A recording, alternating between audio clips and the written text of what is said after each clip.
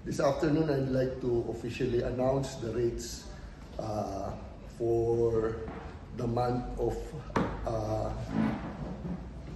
March, which will be billed starting tomorrow sa ating po mga MCOs.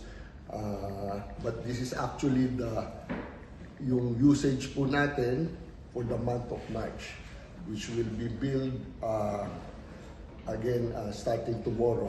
So this April during the billing period. No? Ang ating pong previous pass-on rate ng ating kuryente po for residential last month, kung inyo pong i-check yung inyong mga naging nakuhang bill is at 11.1916. For April, starting April, ang rate po natin is going to be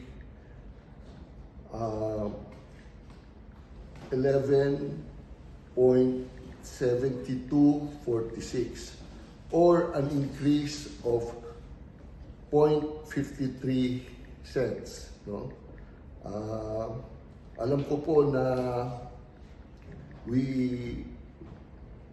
binanggit po natin, alam naman po nyo na meron po tayong crisis ngayon sa Middle East. No? Actually, when we simulated this last month, even the provincial government made the announcement, we projected a 1 peso increase, no, every month, no.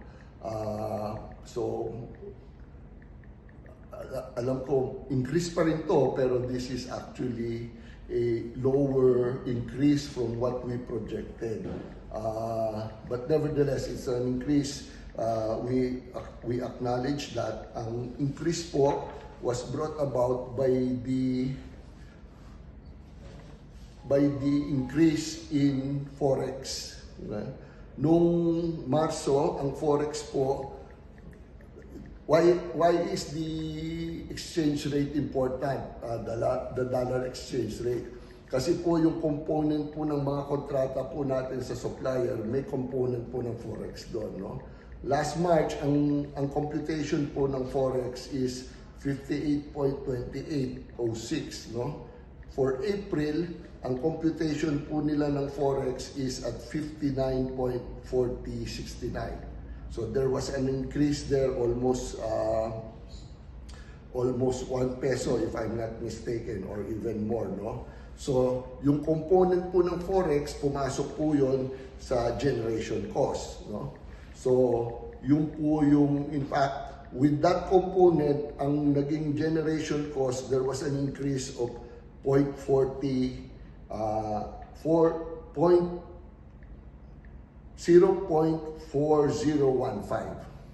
no?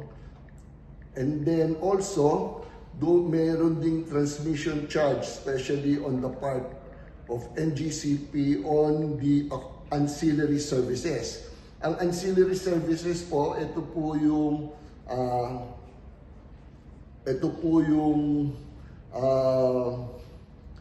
sa lahat po ng mga kontrata, ito po yung, in layman's term, ito po yung parang stock ng fuel, ng kuryente, no?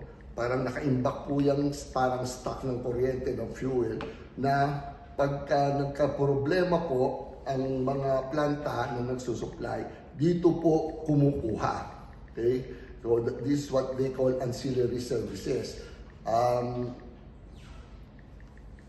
Ito po naka-spread out sa lahat ng mga electric cooperative, lahat po ng mga distributors ng kuryente, at ito po yung cost po nito ini-spread out, no? So I suppose dahil nga may problema yung mga ibang area na do sa kuryente because of the crisis, I guess dito po in-spread out, no? In fact, we've been questioning this actually sa ERC dahil tayo po, may mga kontrata po tayo.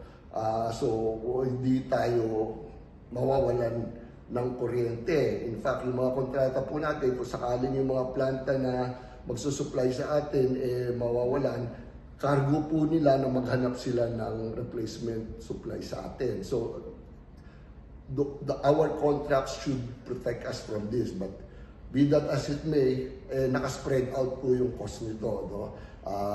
Wala po tayong magagawa. Yun po right now ang ruling ng ERC. So we just have to take that hit. Medyo malaki din ang increase nito.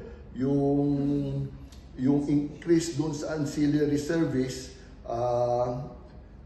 nung Marso ho, ang kanyang charge dun is 1 peso 55 cents. No? Nung Abril, ang charge niya sa ancillary service is 1 peso 60 cents. No? For an increase of 0.0495. No? Alam naman po nyo, malaki yun dahil sa kuryente, per kilowatt hour naka-add up yun. So you can just imagine pagka dinagdag po yun lahat. So yan po ang pinanggalingan ng increase. Ang total increase po natin for the rates, if you apply that, is about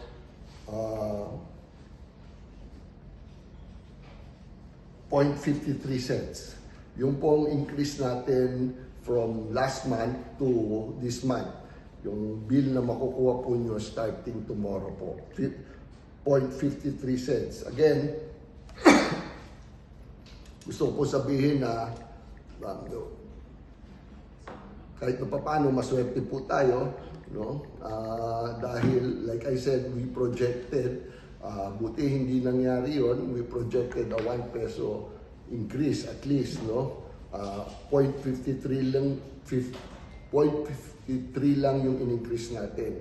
We should attribute this, and I would like to thank those who were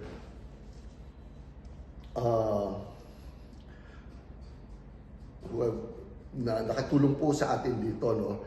Ang talaga pong ma-attribute natin kung bakit ganito lang ang increase, no? Napakaswerte natin. Kung matatandaan po nyo, pumirma po tayo ng Emergency Power Supply Agreement with the Aboitiz Group last month for 10 megawatts, no? Yung 10 megawatts po yun, nakatulong yun because that has insulated us from our exposure to WSM, okay?